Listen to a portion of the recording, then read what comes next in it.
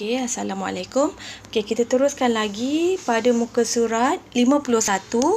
Okey, 51 iaitu kan kita dah belajar pembezaan. Untuk apa kita belajar pembezaan ni?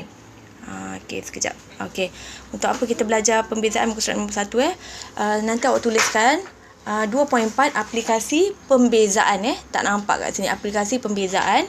Okey, sebagai salah satu contoh macam roller coaster kan dia bentuk curve kan, lengkung parabola. Jadi macam mana nak mendapatkan titik yang maksimum yang betul-betul orang teruja bila naik dia akan curam kan, curam.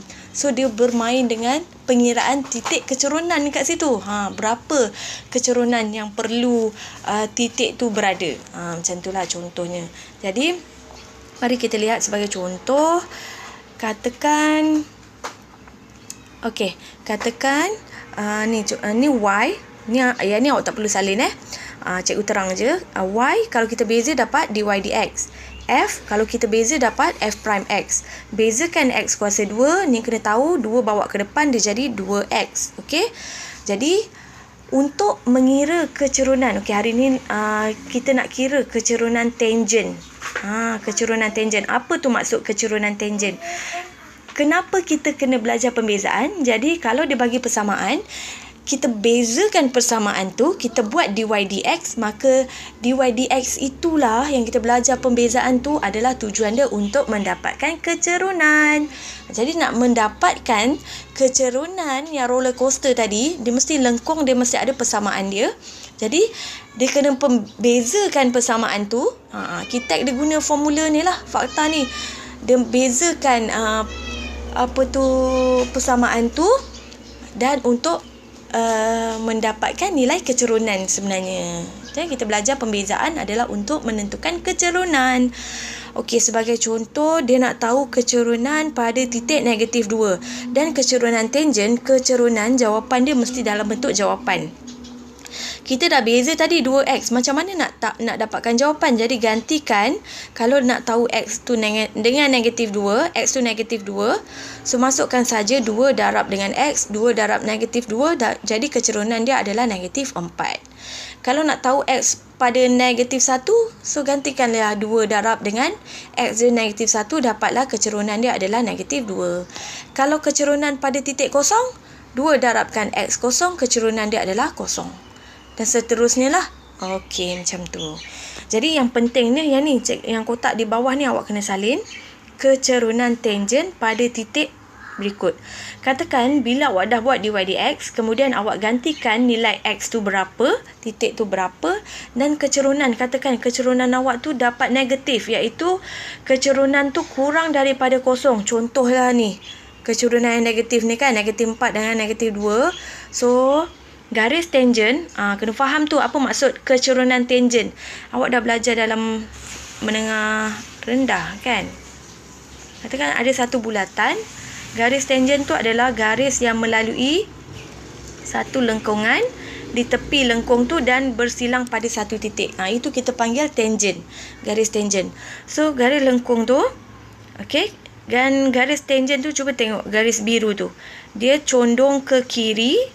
Okey, dia condong ke kiri sebab kecerunan dia adalah negatif. Okey, kalau kita kira dapat kecerunan dia sifar macam ni, yang atas tu.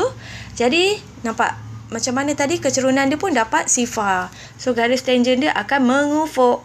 Okey, garis tangent dia mengufuk. Ini fakta kena salin Dan kalau kita kira macam 2 dengan 4 kecerunan dia positif, so besar daripada sifar, condong dia tu nanti bila kita lukis, condong dia menghala ke kanan.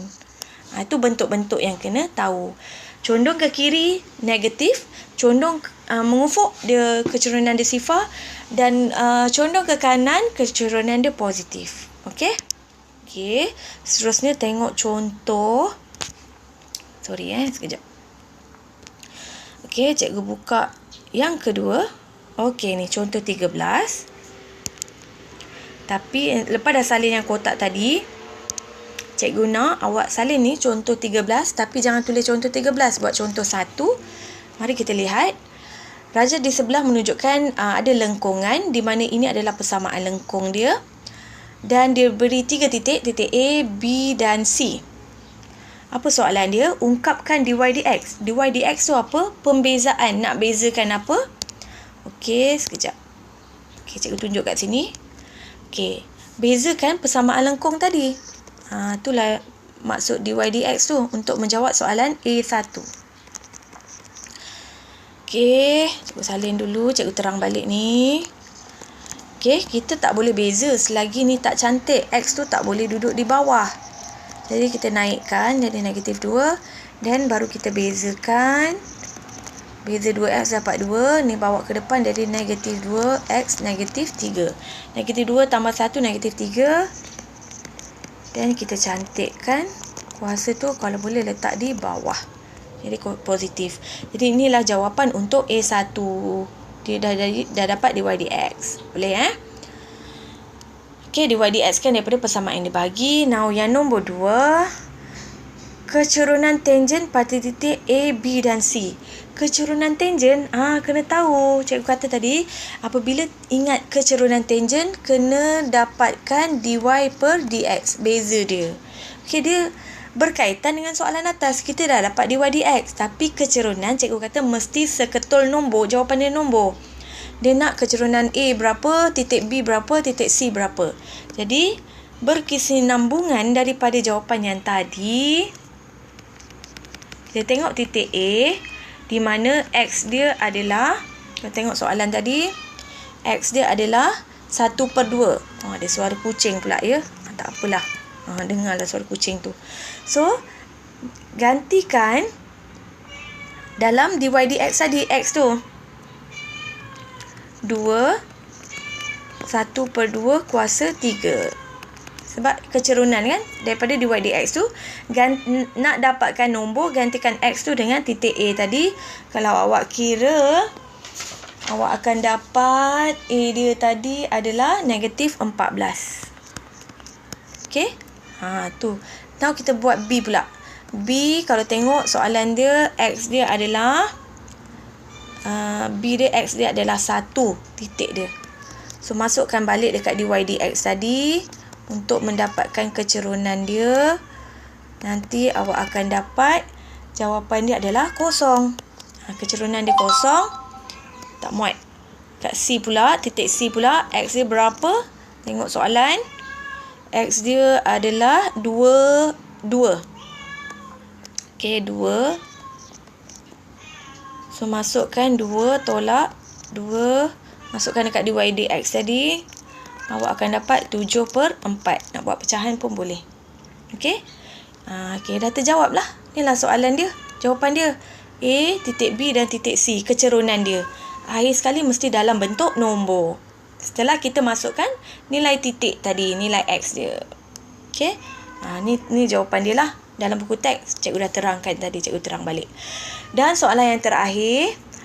Untuk setiap titik A, B dan C tadi, nyatakan macam mana keadaan kecerunan tangen pada lengkung itu. Jadi awak boleh, inilah jawapan dia.